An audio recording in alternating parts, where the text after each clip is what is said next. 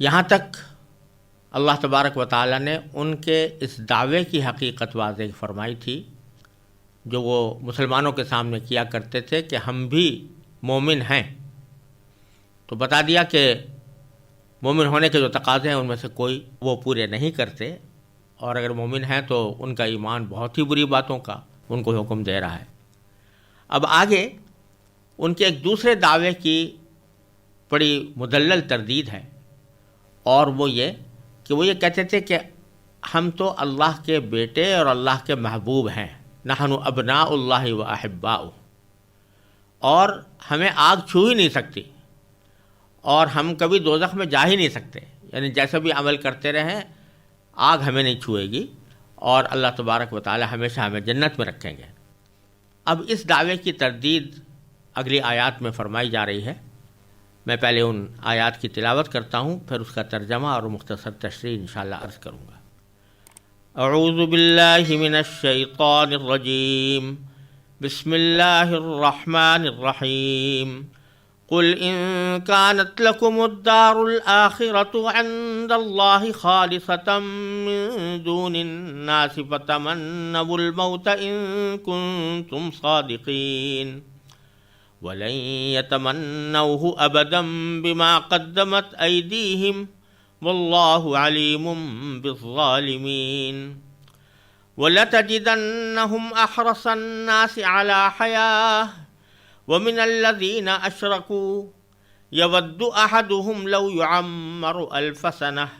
وما هو بمزحزحه من العذاب أن يعمر والله بصير بما يعملون قل من كان عدوا لجبريل فإنه نزله على قلبك بإذن الله مصدقا لما بين يديه وهدى وبشرى للمؤمنين من كان عدوا لله وملائكته ورسله وجبريل وميكال فإن الله عدو للكافرين وَلَقَدْ أَنزَلْنَا إِلَيْكَ آيَاتٍ بَيِّنَاتٍ وَمَا يَكْفُرُ بِهَا إِلَّا الْفَاسِقُونَ أَوَكُلَّمَا عَاهَدُوا عَهْدًا نَبَذَهُ فَرِيقٌ مِّنْهُمْ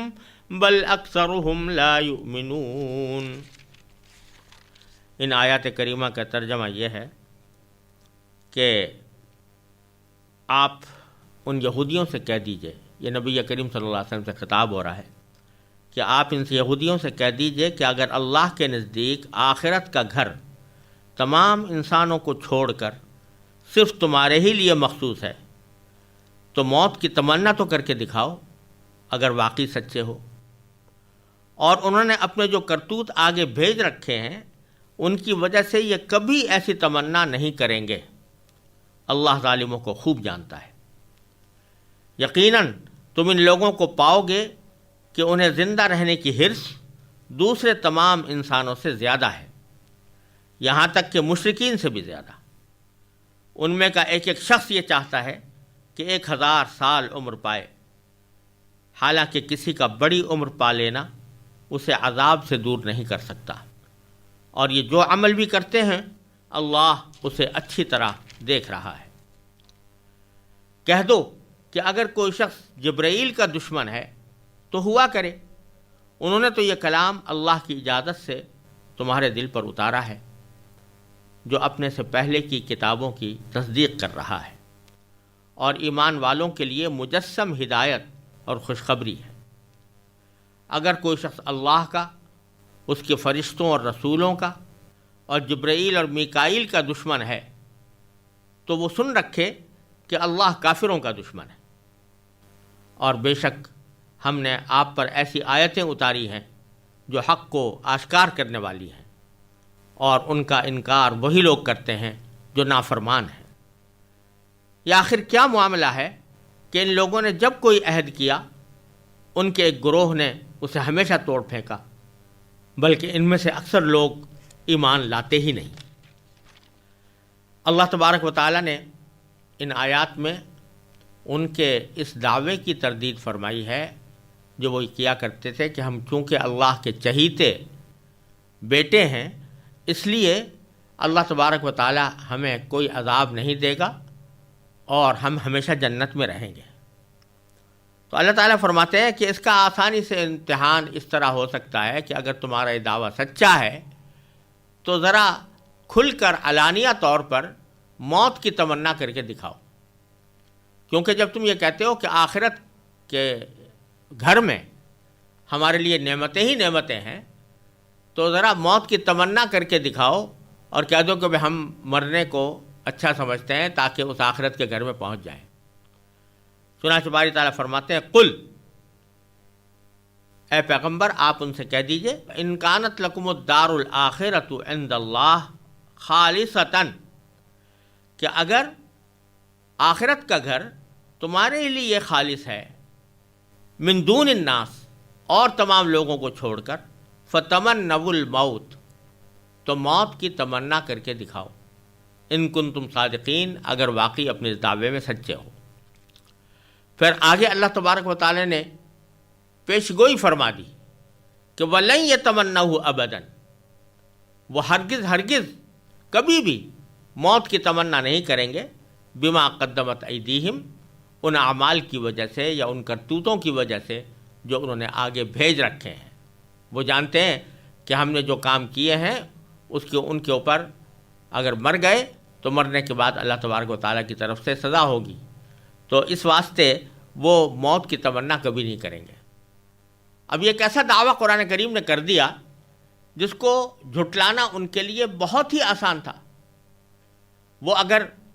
ایک مرتبہ آ کر کہہ دیتے زبان سے کہ قرآن تو کہہ رہا ہے کہ وہ کبھی تمنا نہیں کریں گے، لیکن ہم آپ کے سامنے کھلم کھلا کہتے ہیں کہ ہم موت کی تمنا کرتے ہیں، تو یہ کہہ دینا کوئی مشکل نہیں تھا، اس تمنا کا اظہار کر دینا کوئی مشکل کام نہیں تھا۔ لیکن وہ جانتے تھے کہ اللہ تبارک و تعالیٰ نے جب یہ فرمایا ہے کہ وہ کبھی نہیں کریں گے، اور تو اگر ہم نے وہ تمنا کر لی تو اسی وقت ہمیں موت آ جائے گی،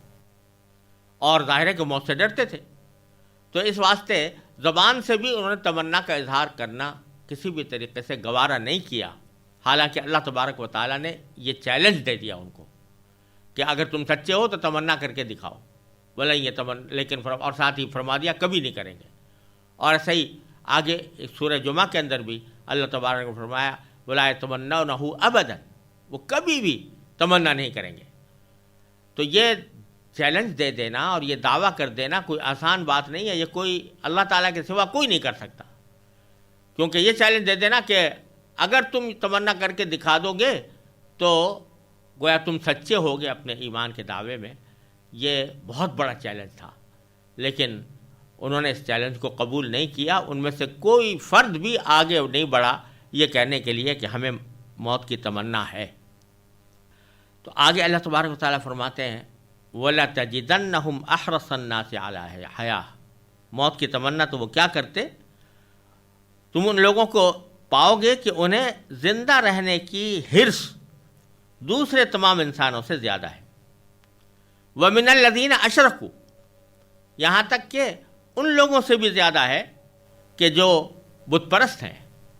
بت پرست لوگ وہ بھی زندگی کی اتنی ہوس نہیں کر رکھتے جتنا کہ یہ یہودی لوگ اپنے زندہ رہنے کو پسند کرتے ہیں، بلکہ آگے اللہ تعالیٰ نے فرمایا یود احدہم،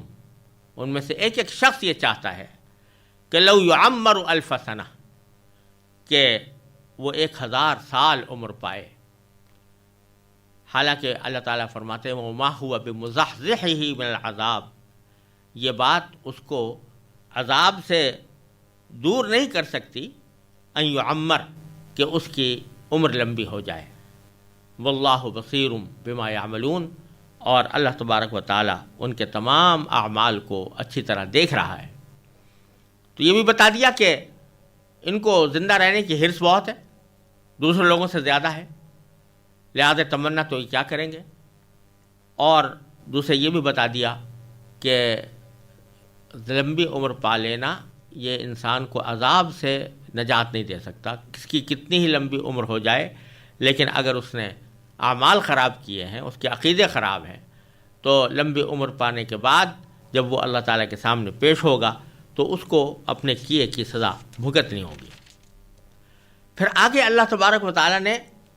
ان کے اس دعوے کی ایک اور طریقے سے بھی تردید فرمائی ہے. وہ یہ کہ تم کہتے ہو کہ تم اللہ کے بیٹے ہو، اللہ کے منتخب بندے ہو، اللہ تعالیٰ کے چہیتے ہو، حالانکہ تمہارا حال یہ ہے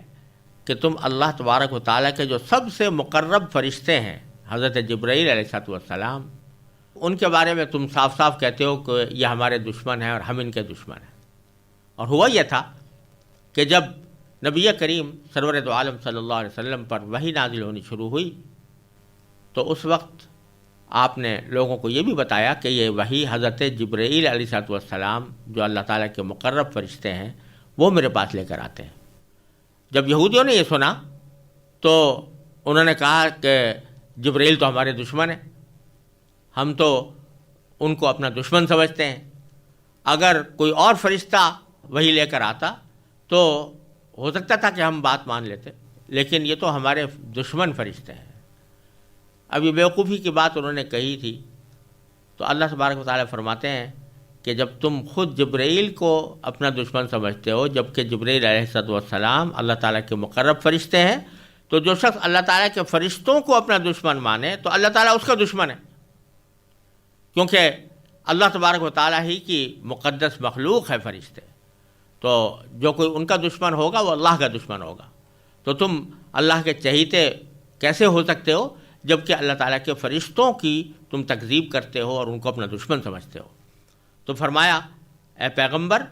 قل، آپ کہہ دیجئے، من کان عدوا لجبریل،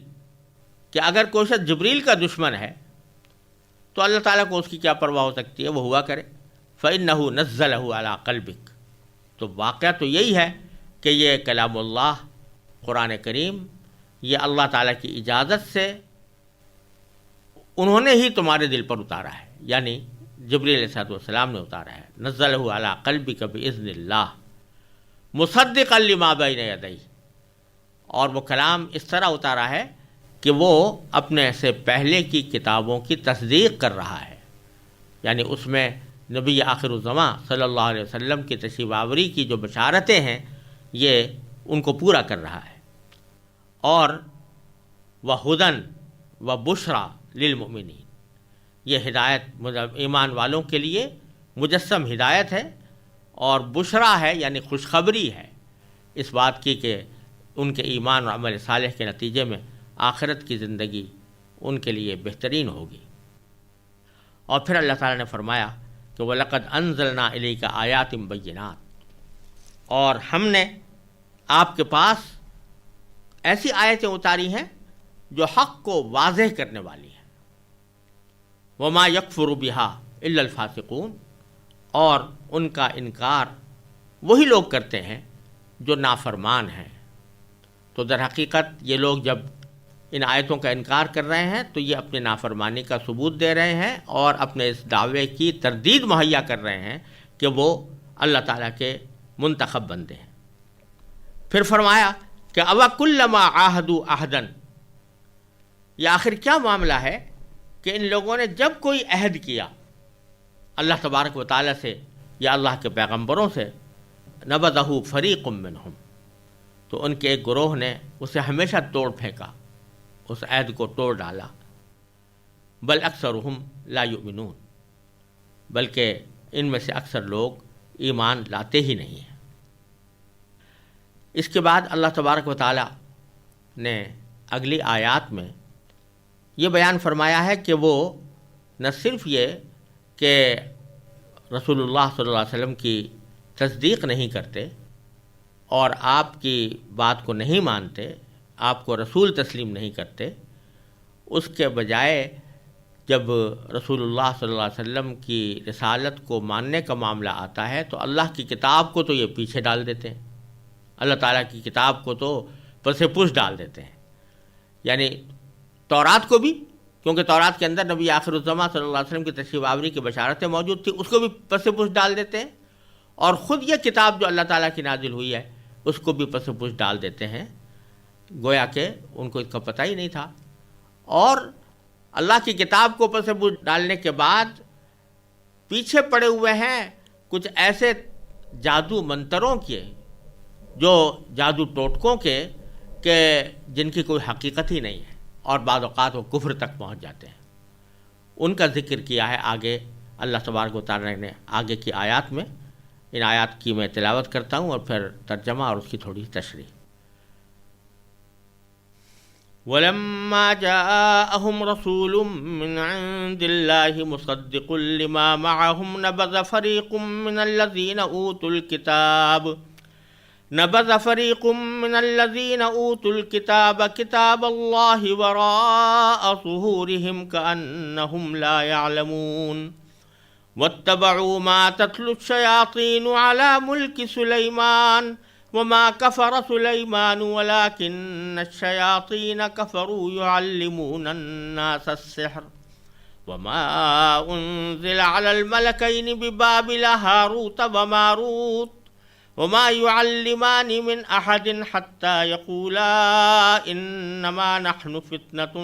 فَلَا تَكْفُرْ فَيَتَعَلَّمُونَ مِنْهُمَا مَا يُفَرِّقُونَ بِهِ بَيْنَ الْمَرْءِ وَزَوْجِهِ وَمَا هُمْ بِضَارِّينَ بِهِ مِنْ أَحَدٍ إِلَّا بِإِذْنِ اللَّهِ وَيَتَعَلَّمُونَ مَا يَضُرُّهُمْ وَلَا يَنفَعُهُمْ وَلَقَدْ عَلِمُوا لَمَنِ اشْتَرَاهُ مَا لَهُ فِي الْآخِرَةِ مِنْ خَلَاقٍ وَلَبِئْسَ مَا شَرَوْا بِهِ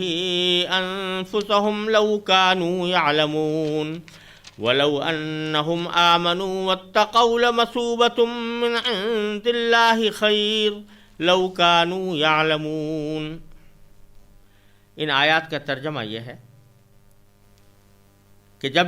ان کے پاس اللہ کی طرف سے ایک رسول آئے جو اس تورات کی تصدیق کر رہے تھے جو ان کے پاس ہے، تو اہل کتاب میں سے ایک گروہ نے اللہ کی کتاب کو اس طرح پس پش ڈال دیا گویا وہ کچھ جانتے ہی نہ تھے، اور ان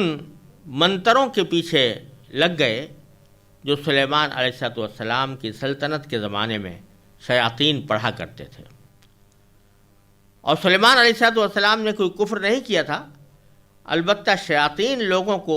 جادو کی تعلیم دے کر کفر کا ارتکاب کیا کرتے تھے۔ نیز یہ لوگ اس چیز کے پیچھے لگ گئے جو بابل شہر میں ہاروت اور ماروت نامی دو فرشتوں پر نازل کی گئی تھی۔ یہ دو فرشتے کسی کو اس وقت تک کوئی تعلیم نہیں دیتے تھے جب تک اس سے یہ نہ کہہ دیں کہ ہم محض آزمائش کے لیے بھیجے گئے ہیں، لہذا تم کفر اختیار نہ کرنا۔ پھر بھی یہ لوگ ان سے وہ چیزیں سیکھتے تھے جس کے ذریعے مرد اور اس کی بیوی میں جدائی پیدا کریں۔ ویسے یہ واضح رہے کہ وہ اس کے ذریعے کسی کو اللہ کی مشیت کے بغیر کوئی نقصان نہیں پہنچا سکتے تھے، مگر وہ ایسی باتیں سیکھتے تھے جو ان کے لیے نقصان دہ تھیں اور فائدہ مند نہیں تھیں، اور وہ یہ بھی خوب جانتے تھے کہ جو شخص ان چیزوں کا خریدار بنے گا آخرت میں اس کا کوئی حصہ نہیں ہوگا، اور حقیقت یہ ہے کہ وہ چیز بہت بری تھی جس کے بدلے انہوں نے اپنی جانیں بیچ ڈالی۔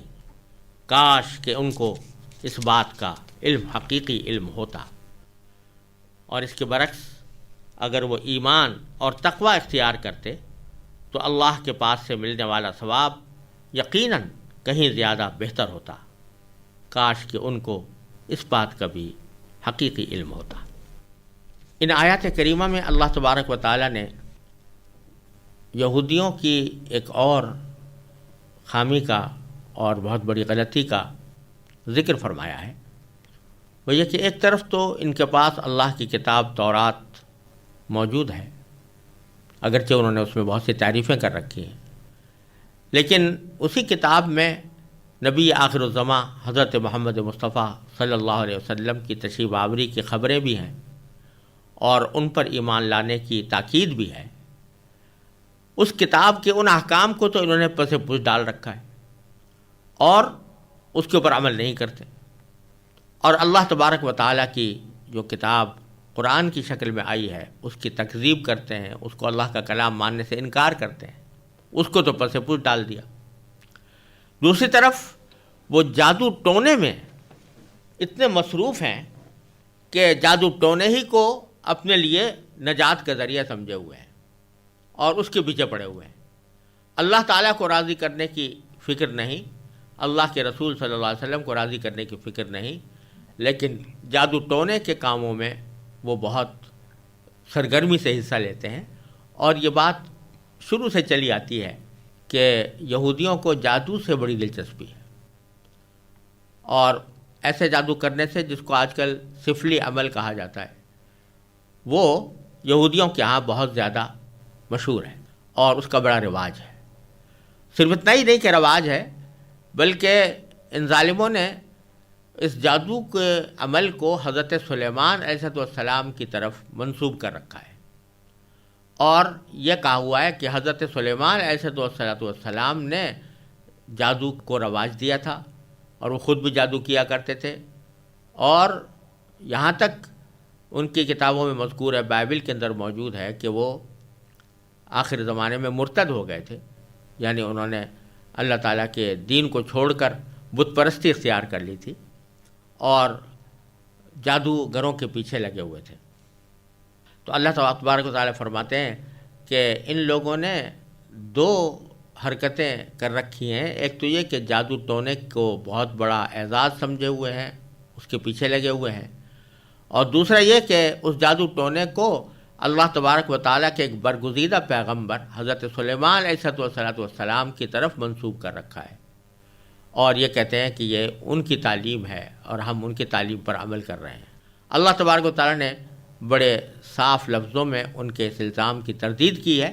کہ حقیقت میں حضرت سلیمان علیہ السلام نے کبھی نہ کفر کیا اور نہ کبھی وہ جادو کے پیچھے پڑے، وہ تو اللہ تعالیٰ کے برگزیدہ پیغمبر تھے. تو ایک طرف تو اللہ تبارک و تعالیٰ نے یہ سلیمان علیہ السلام کی برات ظاہر کر کے ان کی جادو اور ٹونے کے پیچھے لگنے کی تفصیل بیان فرمائی ہے. چنانچہ فرمایا کہ وَلَمَّا جَاءَهُمْ رَسُولٌ مِّنْ عِندِ اللَّهِ، اور جب ان کے پاس اللہ تبارک و تعالیٰ کی طرف سے ایک رسول آ گیا،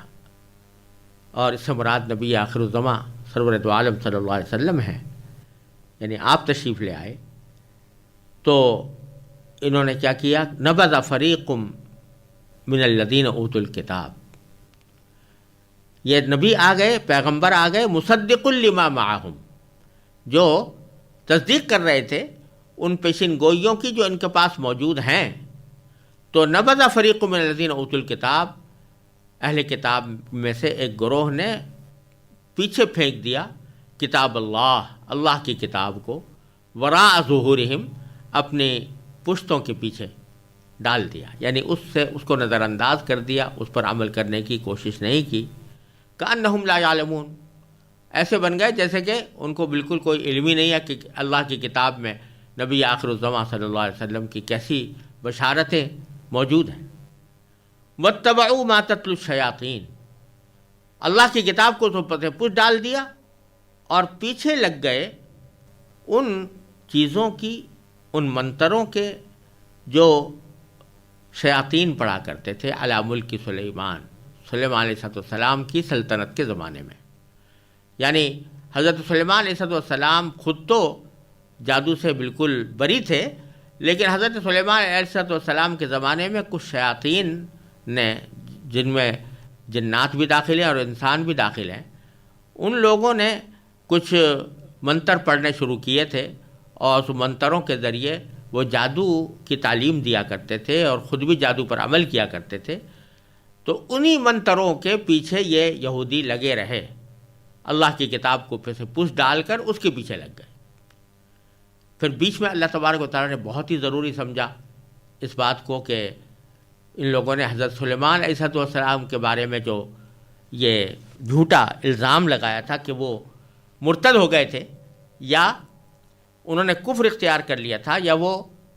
جادو کرتے تھے، اور جادو بھی ایسا جادو جو شرکیہ کلمات پر مشتمل ہوتا تھا. تو اس کی تردید اللہ تبارک و تعالیٰ نے بہت ہی واضح الفاظ میں بیچ میں جملے معترضہ کے طور پر فرمائی ہے کہ، اور حقیقت یہ ہے کہ سلیمان نے کوئی کفر نہیں کیا تھا، ولیکن الشیاطین کفروا، ما کفر سلیمان ولیکن الشیاطین کفروا، سلیمان نے کوئی کفر نہیں کیا تھا بلکہ شیاطین نے کفر اختیار کیا تھا، یعلمون الناس السحر، اور کفر یہ کیا تھا کہ وہ لوگوں کو جادو سکھایا کرتے تھے۔ جادو کے بہت سے طریقے ایسے ہوتے ہیں کہ جن میں شرکیہ کلمات ہوتے ہیں، مشرکانہ کلمات ہوتے ہیں، یہ ایسے کلمات سکھا کر لوگوں کو جادو کے اوپر بھی عمل کرتے تھے اور اس طرح شرک کا بھی ارتکاب کرتے تھے، یعنی کفر کا ارتکاب کرتے تھے۔ یہ سارا کام شیاطین کا تھا۔ حضرت سلیمان علیہ السلام کا اس سے کوئی تعلق نہیں تھا، اور یہودیوں نے یہ غضب کیا کہ خود حضرت سلیمان علیہ السلام کو جادوگر قرار دے کر ان کے بارے میں یہ مشہور کر دیا کہ انہوں نے آخری عمر میں بتوں کو پوجنا شروع کر دیا تھا۔ ان کے بارے میں یہ جھوٹی داستانیں اپنی مقدس کتابوں میں شامل کر دیں، جو آج تک بائبل میں بھی درج چلی آتی ہیں۔ چنانچہ بائبل کی کتاب سلاطین اول کی باب 11 سے میں اس کے فقرہ نمبر 1 سے لے کر 21 تک ان کے معاذ اللہ مرتد ہونے کا، حضرت سلیمان علیہ السلام کے مرتد ہونے کا بیان آج بھی موجود ہے۔ تو قرآن کریم میں اس آیت میں اس ناپاک الزام کی تردید فرمائی ہے، اور اس سے یہ بات بھی واضح ہوتی ہے کہ جن لوگوں نے قرآن کریم پر یہ الزام لگایا ہے کہ وہ یہودیوں اور عیسائیوں کی کتابوں سے ماخوذ ہے، وہ کتنا غلط الزام ہے، کیونکہ یہاں قرآن کریم بالکل صاف الفاظ میں یہود و نصارہ کی کتابوں کی تردید کر رہا ہے، اور فرما رہا ہے کہ یہودیوں کی کتابوں میں جو درج ہے کہ سلیمان علیہ السلام کافر ہو گئے تھے، یہ بالکل غلط ہے۔ لہذا اس سے یہ بات بھی واضح ہوئی کہ پیچھے کئی جگہ تورات یا انجیل کے بارے میں اللہ تبارک و تعالی نے جو یہ فرمایا کہ قرآن اس کی تصدیق کرتا ہے، تو اس کا یہ مطلب نہیں ہے کہ جو کچھ بھی آج تورات اور انجیل میں موجود ہے وہ ساری باتوں کی تصدیق کرتا ہے، بلکہ مطلب یہ ہے کہ اس میں جو دین کے بنیادی عقائد ہیں ان کی تصدیق کرتا ہے، توحید کی تصدیق کرتا ہے۔ اسی طرح اس بات کی تصدیق کرتا ہے کہ اس میں نبی آخر الزماں صلی اللہ علیہ وسلم کی تشریف آوری کی بشارتیں موجود ہیں۔ یہ مطلب نہیں ہے کہ اس کی ہر بات کی تصدیق کرتا ہے۔ چنانچہ یہاں صریح لفظوں میں اللہ تبارک و تعالیٰ نے اس بات کی تردید کی جو تورات میں واضح الفاظ میں موجود ہے۔ تو معلوم ہوا کہ یہ الزام بالکل غلط ہے کہ قرآن ماخوذ ہے یہود و نصارہ کی کتابوں سے، اور یہ بات بھی غلط ہے کہ جہاں وہ تصدیق کر رہا ہے تو ان کی ساری باتوں کی تصدیق کر رہا ہے، یہاں واضح طور پر اس کی تردید فرمائی۔ پھر اس سے ایک اور بات بھی معلوم ہوتی ہے کہ یہ بات کہ بائبل میں حضرت سلیمان علیہ السلام کا مرتد ہونا مذکور ہے، اس کا علم نبی کریم سرور دو عالم صلی اللہ علیہ وسلم کو وحی کے سوا کسی اور طریقے سے نہیں ہو سکتا تھا، اس واسطے کہ آپ امی تھے اور مکہ مکرمہ میں آپ نے پرورش پائی، وہاں کوئی آدمی ایسا نہیں تھا جو آپ کو یہود و نصارہ کی کتابوں کی تعلیم دیتا، تو جو آپ کے بارے میں آپ کے علم میں کچھ نہیں تھا، قرآن کریم کے آنے سے پہلے یہ بات معلوم نہیں تھی کہ حضرت سلیمان علیہ السلام کے بارے میں ان کی کتابوں میں کیا لکھا ہوا ہے۔ یہ بات جو معلوم ہوئی اور اس کی جو تردید فرمائی، یہ اس بات کی واضح دلیل ہے کہ آپ یہ بات اللہ جل جلالہ کی طرف سے وحی پا کر ارشاد فرما رہے ہیں، اور وحی کے بغیر آپ کو اس کا علم نہیں ہو سکتا تھا۔